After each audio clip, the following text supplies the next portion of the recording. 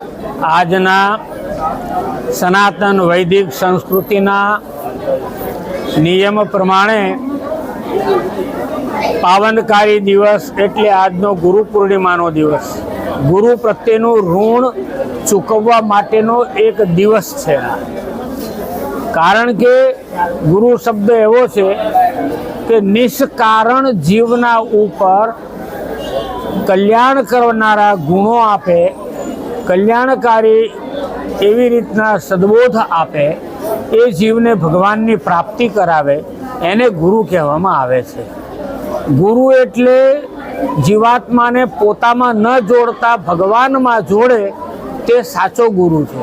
પોતામાં જોડે તે સદગુરુ કે ગુરુ કોઈ હોઈ શકે નહીં, એ સ્વાર્થી લોકો હોય છે.